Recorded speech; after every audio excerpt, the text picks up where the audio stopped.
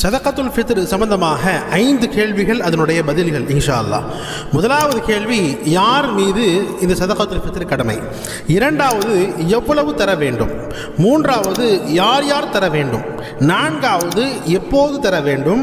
ஐந்தாவது, இந்த சதகத்துல் ஃபித்ர் ஏன் தர வேண்டும்? இந்த 5 கேள்விகளுக்கு பதில் பார்ப்போம் இன்ஷா அல்லாஹ். முதலாவது கேள்வி, யார் மீது கடமை என்று சொன்னால், யார் மீது ஜகாத் கடமையாக இருக்கிறதோ அவர்கள் மீது இந்த பெருநாளுடைய அன்னைக்கு பெருநாள் தொழுகை போகிறதுக்கு முன்னாலே இந்த சதகத்துல் ஃபித்ர் கொடுப்பது கடமையாக இருக்கிறது. சரி, ஒருத்தர் மேலே ஜகாத்து கடமை இல்லை, ஆனால் வசதியாக இருக்கிறார். ஜகாத் கொடுக்கும் அளவுக்கு பணம் இல்லை, ஆனாலும் வசதியாக இருக்கிறாரு. ஒருத்தர் சார்பாக 90 ரூபா 100 ரூபா அன்னைக்கு கொடுக்கறதில்ல, எந்த விதமான சிரமம் இல்லை என்று சொன்னால் அவரும் இந்த தொகையை கொடுத்து விட வேண்டும். முதலாவது. இரண்டாவதாக, எவ்வளவு தர வேண்டும்? நாம் பொருளாகவும் தரலாம், அதே மாதிரி அதனுடைய கிரயமும் நாம் தரலாம். பொருளாக தரணும் என்பதாக சொன்னால் ஹனஃபி மதஹபின் பிரகாரம் 1 கிலோ 633 கிராம் கோதுமை தர வேண்டும், அல்லது அதனுடைய கிரயம் 90 ரூபா நம்ம தந்துவிட வேண்டும்.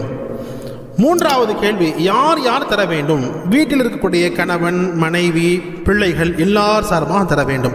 கணவன் அவரும் கொடுத்துருவார், மனைவி அவங்களும் கொடுப்பாங்க இன்ஷா அல்லாஹ். அதே மாதிரி வீட்டில் இருக்கக்கூடிய பிள்ளைகளுக்கும் அவங்க சார்பாகவும் பெற்றோர்கள் தர வேண்டும். பருவமடையாத பிள்ளைகள் இருக்கிறாங்க, அவங்களுக்கு கணக்கு வழக்குகள் தெரியாது என்பதாக சொன்னால் அவர்கள் சார்பாக பெற்றோர்கள் சதகத்துல் ஃபித்ர் கொடுப்பாங்க. இல்லை பருவமடைந்த பையனாக இருக்கிறான், பருவமடைந்த பிள்ளையாக இருக்கு என்பதாக சொன்னால் அவங்களுக்கே பணம் கொடுக்க தெரியும் என்று சொன்னால் அவர்கள் தானாகவே சதகத்துல் ஃபித்ர் கொடுக்க வேண்டும்.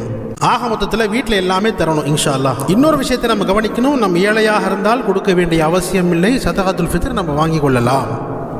நான்காவது கேள்வி, எப்போது தர வேண்டும்? எப்போது தர வேண்டும் என்று சொன்னால் பெருநாளுடைய தொழுகை போகிறதுக்கு முன்னால், அதாவது ஈதுல் ஃபித்ருடைய தொழுகை போகிறதுக்கு முன்னாலேயே தகுதியானவர்களுக்கு நிச்சயமாக இந்த தொகை நம்ம கொடுத்து விட வேண்டும்.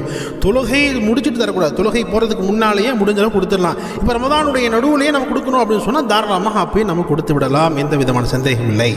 ஐந்தாவது கேள்வி, ஏன் தர வேண்டும்? சதகத்துல் ஃபித்ர் ஏன் தர வேண்டும் என்று சொன்னால் இதற்கு 3 காரணங்கள் ஹதீஸில் பதிவாக இருக்கிறது. முதலாவது காரணம், இந்த ரமதானுடைய காலங்களில் நம்ம நோன்பு வச்சிருப்போம், அமல்கள் செய்திருப்போம், அதில் ஏதாவது குறைபாடுகள் இருந்தால் அல்லாஹ் ஜல்ல ஷானஹு தஆலா இந்த சதகத்துல் ஃபித்ரின் மூலமாக அதை சரி செய்வான்.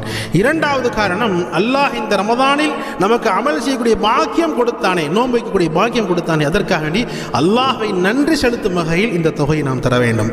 மூன்றாவதாக, இந்த ரமதானுடைய காலங்களில் நாம் பெருநாளுக்காக வேண்டி எப்படியெல்லாம் சந்தோஷமாக நல்ல துணிமணிகள் போட்டு நல்ல உணவுகள் சாப்பிடுகிறோமோ அதே மாதிரி இல்லாதவர்கள், ஏழை மக்களும் அதை சரியாக கொண்டாட வேண்டும் என்பதற்காக இந்த சதகத்துல் ஃபித்ர் ஏழை பால மக்களுக்கு நம்ம நிச்சயமாக தர வேண்டும். அல்லாஹ் ஜல்ல ஷானஹு வ தஆலா விஷயத்தை சரியாக விளங்கி அதன் பிரகாரம் அமல் செய்யக்கூடிய பாக்கியம் தந்து அருள்வானாக. ஆமீன்.